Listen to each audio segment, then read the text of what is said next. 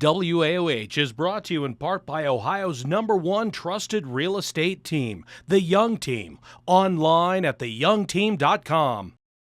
Welcome back here to WAOH, and again, our mission is to put the spotlight on great people, great things, wonderful organizations here in Summit County, and one that comes to the top certainly is Summit County Children's Services, doing great work for families and children in need, and of course, Cassandra Holtzmann here on the set with us, Executive Director of Summit County Children's Services, and thanks for being with us. Thank you for having me. I really appreciate it. I'm glad we could do this, and let's talk about the need here in Summit County, starting with how many kids are in the care of Summit County Children's Services and what the needs and challenges are. Our custody numbers range around the 850 mark. So 850 children, roughly 9,300 children a year that we're providing services to. The need is great. At this point in time, we have right around 130 foster homes. So what we're doing here in Summit County is we are paying commercial foster parents outside of Summit County, first off at a higher rate, but more importantly, further away from home for these kids. So it's really important for us to bring these kids closer to home. We do have a significant number, so 40% of those kids are placed with their kin or family members. So the other 60% of that 850, we're looking for foster homes to help take care of those kids. Let's clarify for our audience. I'm hearing this over and over, which is something we should really talk about, that when a child is in a bad situation and they need to be in the care of Summit County Children's Services, the idea is a minimal disruption to their life. Absolutely. So if we can recruit more foster families here in Akron, here in Summit County, then a child that has a need for a temporary care with your organization can stay in their same school, maybe stay on with their friends and their sports team and be close to their life. A minimal disruption. It's certainly difficult for a child that has to go through whatever it is they already went through, and then on top of that, to be moved 30 minutes away from their life is the challenge. Yes, thank you so much for bringing that up, because oftentimes I think some people forget. Sometimes we get in the business of doing our work. We have to remember those kids were victims of something. They had a traumatic experience. So now we're moving them, the person who was, abused or neglected, to another place, and they have to completely relocate and be taken away from, to your point, all of their friends, family, churches, sports, school, everything. So if we can keep them, we try really hard to keep them in their same school district. It often doesn't work because we have so few foster homes. But our goal is to keep families together. So we're trying to reunify every single case that we have. And if for some reason we cannot get to that place with the family, help them heal enough in order for the child to be reunified, then at that point in time, then we move for permanent custody and try to find an adoptive family. An important part about exploring the idea of being a foster parent is understanding the concept of reunification, that you could be a temporary caregiver, and which at times can be hard. It is. Certainly. But one very important aspect of looking at being a foster parent is understanding that with an open heart, you need to make sure we are not judgmental of biological parents who have, for whatever reason, are at that moment in their lives, in their journey, they are just unable to properly care for their children. Yes. And a huge part of being a foster parent and the work that your organization does is to support them and to help them get back on the right track and reunification.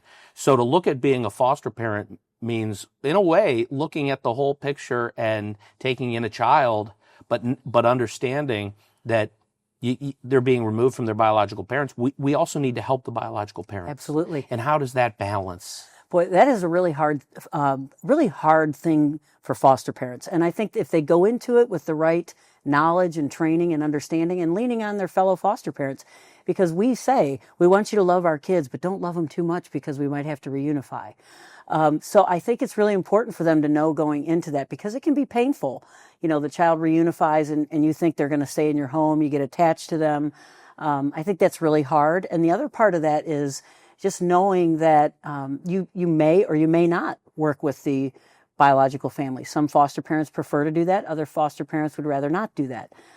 So there is a wide gamut. I mean, the foster parents really can tell us what they're comfortable with, but it is a very difficult and challenging thing for them to take in kids and then have to keep letting them go.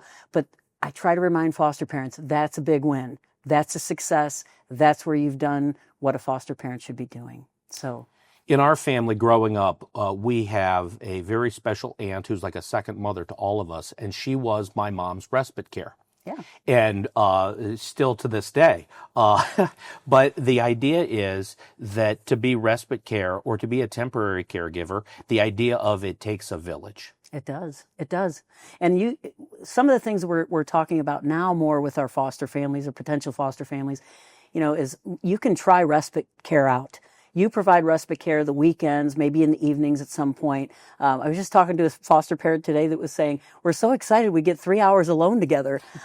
So I think, if we can do that for those foster parents, it's going to offer them a lot of support for them to do things together that they need to do and recharge.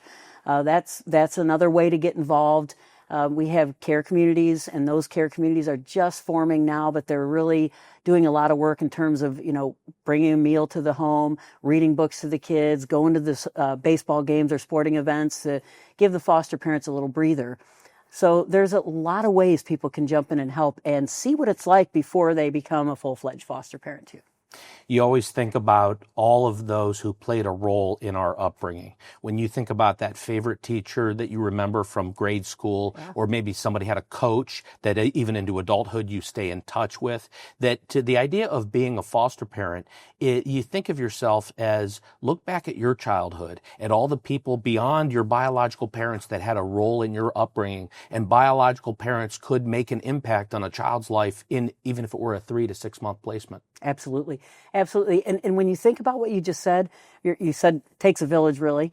And, the attachment to those teachers, the attachment to, the coaches and their friends around the neighborhood, any kind of connection they can have to their community makes them feel closer to home, makes them feel closer to their parents even.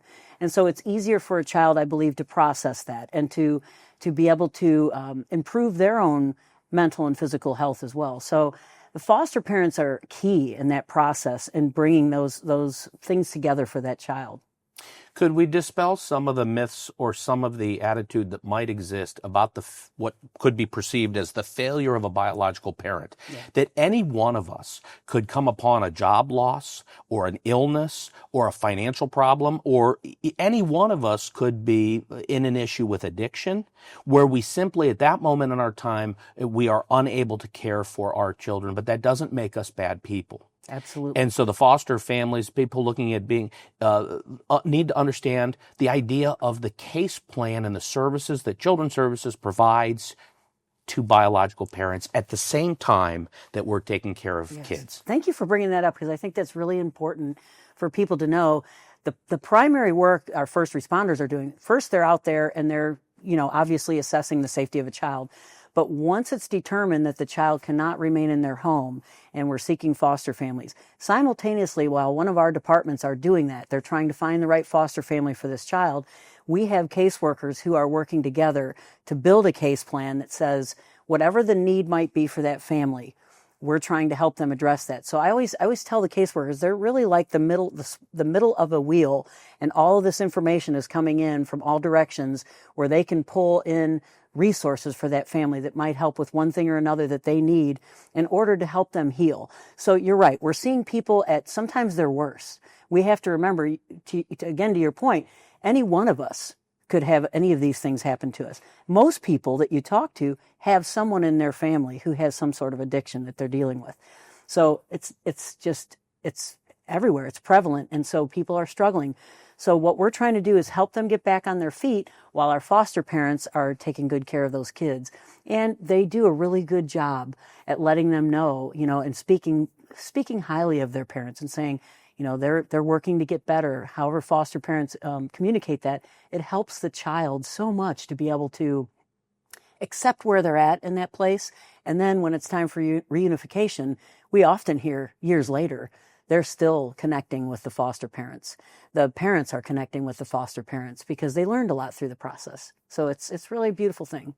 What does it take to be a social worker on the ground level, where you're working with families, you're going out and you're visiting foster families to see what they need, but then at the same time you might be working with biological parents to help facilitate visits and to work through that case plan. And many of them, I've seen this in action, certainly dedicated to their work, but this is not easy work. Oh, and so what does it take? If a person picks a social work as their major in college, maybe they have no idea what they're really going to get into. But what does it take once you're really doing the work? Once you're doing the work, the first thing I would say is it takes resilience. And it takes a person who really is, you have to have a passion for the work. So the people that do this work, they definitely have a passion for it. And if they don't, they discover that pretty early on. So it takes a lot of strength. It takes encouragement. They have to be a person who can certainly open up their heart and understand just what we were talking about earlier, that families are going through a difficult time. You're seeing them at their worst. And so what we want to do is try to wrap around that family. And so sometimes those caseworkers, they have a pretty hard job to do when the parents are angry about what's going on and at the front end of the case. They're nobody's friend at the front end of the case. They're trying to, protect those kids, and even the kids sometimes are, upset because they don't want to be removed from their home either. So our first goal, though, is to try not to remove those kids. So getting in there and really being able to work with them in their home and figure out what can we do short of removing the kids, because that is really traumatic for children and families. I've heard it said, and I'm sure that this is absolutely the case, is if there is any unity left in a family after tragedy, after addiction, after things that go on in their family, if there's any unity left when the children are removed, that's the end of that. And so we want to try to keep that intact as much as possible. And if it's the kids that are going to help us do that, we want to make sure they're safe, but we can certainly do that. And that's really what our initial goal is going to be. Our goal here at WAOH was to see if perhaps in our audience we might inspire somebody to look at being a foster parent. So our goal is hopefully somebody would watch these interviews, watch all the segments that we are doing, spotlighting the things that are happening at Summit County Children's Services, to see if somebody might be inspired to look into fostering.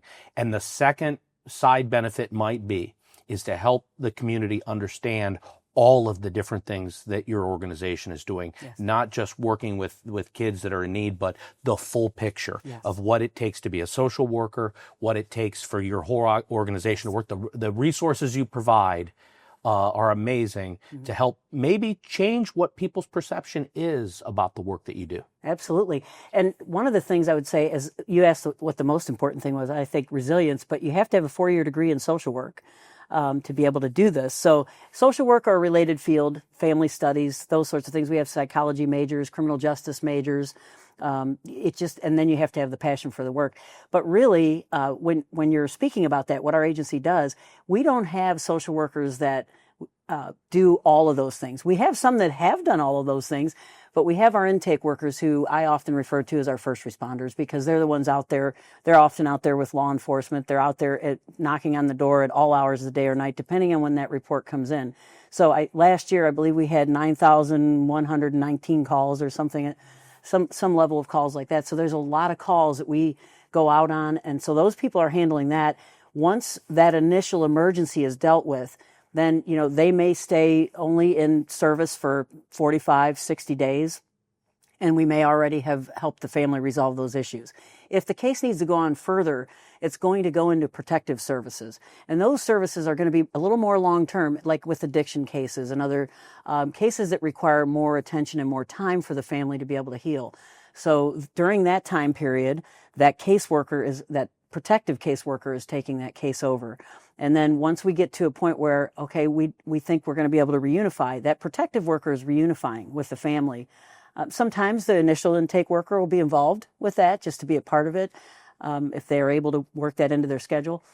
But if we have to, we take children into our permanent custody. And that is the cases where we cannot reunify. At this point in time, we have roughly 180 children in our permanent custody. This means that these children do not have permanent families.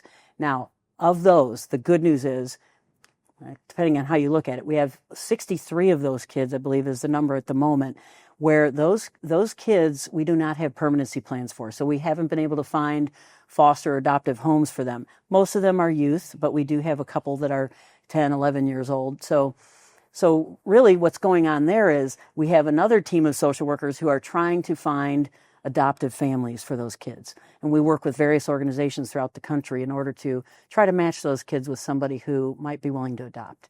So it just goes all the way through a whole process. And to do any of those things, you had to first start by graduating from college and knowing that if you come to work for Children's Services in Summit County, it's really very different than a lot of other social work that you would do. Wow. There's so many topics we could probably go on for another. What comes to mind certainly is the program that you run, helping those who might age out of the system. Mm-hmm. So speaking to those in your permanent care when they become 18 and graduate high school. Absolutely. And there's resources you have for those that are launching in life is not easy these days. It's not. And you mentioned earlier your aunt, and you mentioned when we were speaking about your mom and how being a parent never really stops. Sure. And so what happens when a child, it's very unfortunate when a youth emancipates from our system, but we do the best we can in order to equip them for that. And oftentimes they do build relationships with their biological families or their foster families after they emancipate. They continue those relationships on. But our independent living program, which we are now expanding through our protective units so that there's more availability for it, it's really training those kids, helping them learn about, those young people learn about, the world, what it's like. What do you do when you get your own apartment? How do you manage your bills? All of those things that we joke about, but I would go to my dad almost every day with questions. Sure. So these young people, they need someone to lean on. And this is what our independent living staff, now being expanded throughout the protective unit, will be able to do, is to be able to help those kids through that. We help them get housing. We help them find their furniture. Some of those workers just love that job, being able to help them set up their apartment. But there's a lot of steps in between. They need to learn how to manage all that. Adulting is not easy. No, it's not, certainly not. And certainly if you've been through some trauma and you've been through and you are already perhaps starting life at a little disadvantage, it's great all the work you're doing. Yeah, thank you so much. Glad that we can spotlight the work that your organization is doing and have you come on and talk about it. And hopefully someone in our audience, if you're watching this and you are so inspired, take a look at summitkids.org. Take a look at all the different ways you could be involved. There's a lot of ways that we can all serve our community. We can just step up. And if you take a look at the needs at Summit County Children's Services in terms of fostering, in terms of respite care, maybe even volunteering for some of the programs they have, that you could give a little or you could give a lot. And it would certainly make the difference in the life of a child and certainly help support families in Akron and Summit County. So thank you for watching, and we hope to be bringing you a lot more from WAOH here. We'll see you in the next one.